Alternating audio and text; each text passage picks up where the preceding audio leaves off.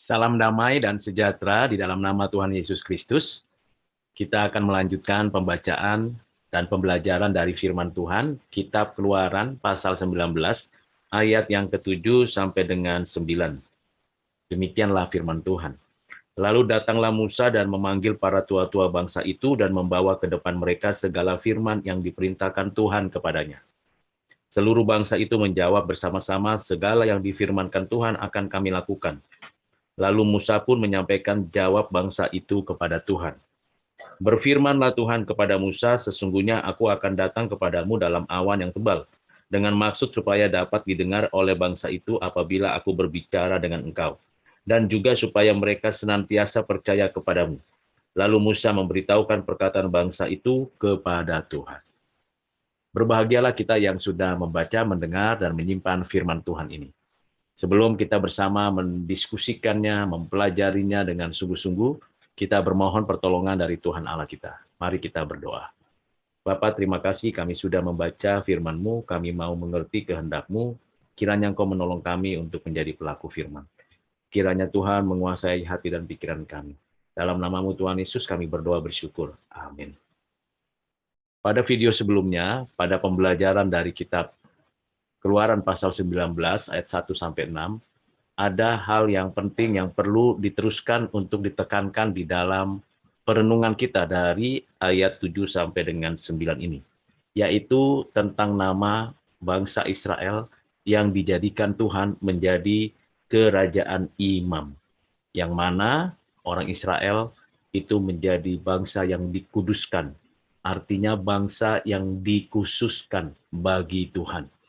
Di antara banyak bangsa pada zaman itu dan sampai sekarang, kita belajar mengenai pengkhususan, pemisahan satu umat dibandingkan atau berhadapan-hadapan dengan keseluruhan umat manusia.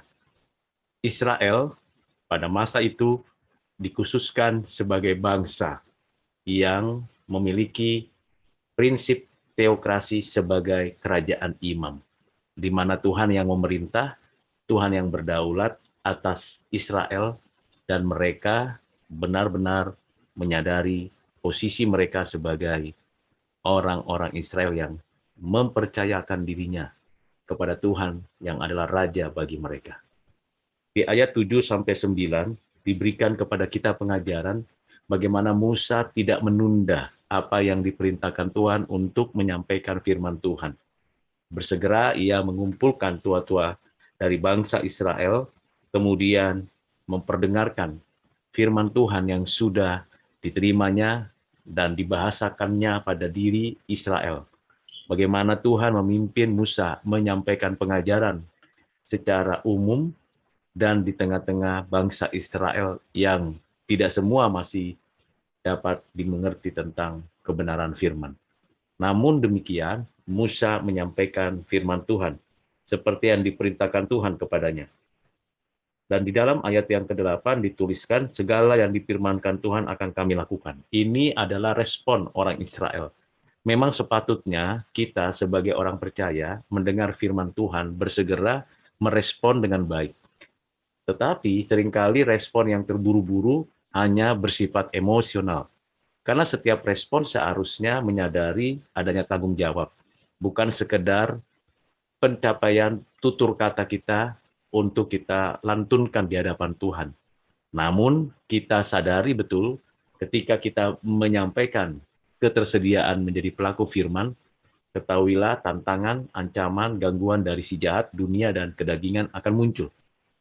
Dengan demikian, kita tidak serta-merta langsung melihat hasil dari pernyataan orang Israel yang berkata bahwa mereka siap menjadi pelaku firman. Kenyataannya, kita ketahui bahwa orang Israel tahu dan mengerti firman Tuhan, perintah Tuhan, kehendak Tuhan, tetapi belum tentu mereka menjadi pelaku firman dalam keseharian mereka. Demikian juga kita. Kita tekun membaca firman, mendengarkan khotbah di hari Minggu, bahkan menambahkan lagi dari persekutuan yang ada, yang kita ikuti pada hari Senin sampai dengan Sabtu. Tetapi, apakah kita sudah yakin dan sungguh-sungguh menjadi pelaku firman dan menjalankan kehendak Tuhan dengan baik? Berfirmanlah Tuhan Allah kepada Musa, "Aku akan datang kepadamu dalam awan yang tebal." Maksudnya kehadiran Tuhan yang omnipresent itu dapat disaksikan dengan suatu tanda di langit. Tentu ini sifatnya dinamis. Kita tidak bisa menjadikan itu tolok ukur selama-lamanya sampai saat ini. Karena Tuhan yang berbicara kepada Israel, dan ini disampaikan Musa berkaitan fokus pada Israel. Walaupun kita tahu Tuhan juga berbicara kepada kita melalui firman yang tertulis.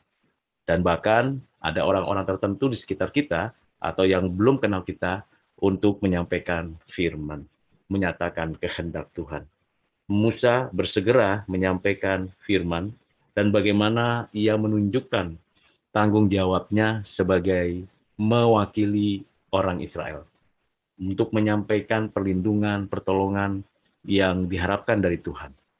Dan Musa di sini berperan, berkarya seperti seorang imam yang membawa orang Israel kepada Tuhan dan yang mengarahkan orang Israel untuk menerima apa yang Tuhan mau.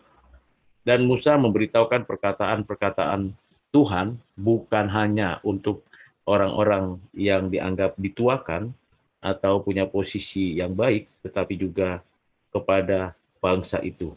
Tuhan menyampaikan kepada umum.